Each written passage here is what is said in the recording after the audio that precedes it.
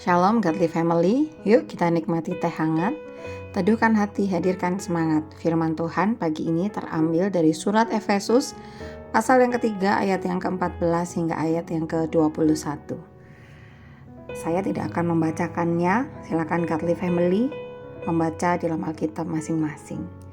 Godly Family yang terkasih, Charles Spurgeon pernah mengatakan bahwa persekutuan doa adalah urat nadi gereja mula-mula. Doa adalah kekuatan yang menopang kehidupannya. Mungkin sangat akurat jika kondisi gereja diukur dengan persekutuan doanya. Kita dapat melihat pekerjaan ilahi dengan melihat seberapa sungguh gereja tersebut berdoa. Jika Tuhan dekat, artinya gereja itu berdoa. Jika tidak, salah satu penyebab fatal ketidakhadiran Tuhan adalah kemalasan gereja dalam berdoa. Dengan kata lain, gereja yang bertumbuh dan sehat ditopang oleh jemaat yang setia berdoa. Jika kita mau melihat pekerjaan ilahi bekerja lebih dahsyat bagi gereja, maka perlu lutut-lutut yang berdoa. Rasul Paulus selain seorang yang giat menginjili dan mengajar, ia juga adalah rasul yang berdoa. Surat-suratnya bukan sekedar doktrin, tetapi juga doa. Hal ini menunjukkan bahwa dirinya sebagai seorang pelayan itu dewasa dalam kerohanian.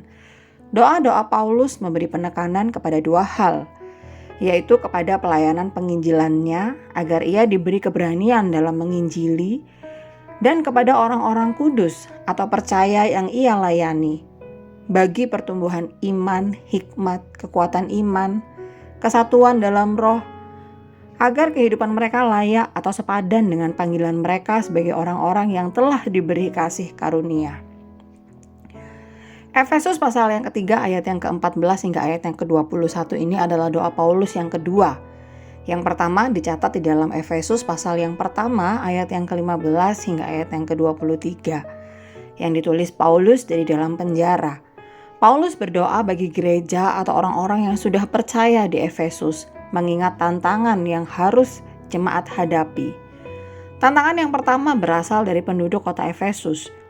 Bukan hanya sebagai pusat pemerintahan, pusat bisnis, dan pusat penyembahan berhala, penduduk Efesus juga rusak secara moral karena banyak pelacuran, penyembahan berhala, serta kondisi keluarga-keluarga yang tidak berfungsi. Relasi pada saat itu rusak. Nah, dalam konteks yang sulit seperti itulah jemaat Efesus harus berjuang mempertahankan iman mereka.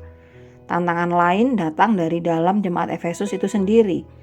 Mereka terdiri dari golongan Yahudi dan non-Yahudi. Paulus mengingatkan jemaat di sana jika di dalam Kristus mereka tidak lagi dua golongan, melainkan satu di dalam Kristus. Tidak ada lagi dua cara keselamatan, melainkan hanya melalui penebusan Kristus saja. Kepada gereja yang mesti bersatu inilah Paulus berdoa agar mereka mengalami kuasa Allah. Allah mengutus Roh Kudus, menguatkan, meneguhkan, dan masuk ke dalam batin dan juga mengutus Kristus diam di dalam hati orang percaya. Ini menunjukkan dua hal. Yang pertama, bahwa Roh Kudus dan Kristus adalah pemilik hidup kita dan tinggal permanen di dalam diri kita. Kedua, bahwa ada kepastian keselamatan di dalam Kristus. Tujuannya supaya kita mengalami kepenuhan Allah. Mengalami kasih Kristus, kalau kita berakar dan berdasar dalam kasih Kristus, maka kita akan menjadi seperti pohon atau bangunan yang kokoh, sehingga kita akan memahami keluasan kasih Kristus.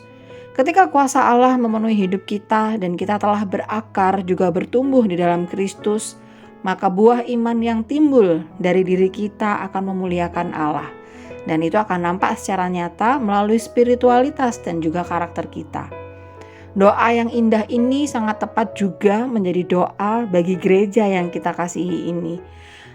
Agar sebagai jemaat kita sungguh-sungguh menjadi murid Kristus dan bukan sekedar menjadi orang Kristen. Jemaat GKKAI Surabaya perlu untuk menjadi jemaat yang berdoa agar gereja ini bertumbuh dengan sehat. Gereja yang sehat adalah ketika semua jemaat tidak lagi berkata, apa yang gereja ini bisa berikan buat saya? Namun sebaliknya, berkata, apa yang bisa saya berikan buat gereja? Hal indah yang bisa kita berikan adalah doa-doa kita, sebagaimana doa yang indah yang diucapkan oleh Paulus kepada gereja di Efesus. Mari kita berdoa. Tuhan, ajar kami untuk selalu dan terus berdoa bagi gereja kami seperti yang Paulus teladankan kepada kami. Sertai kami sepanjang hari ini. Di dalam nama Tuhan Yesus kami berdoa. Amin.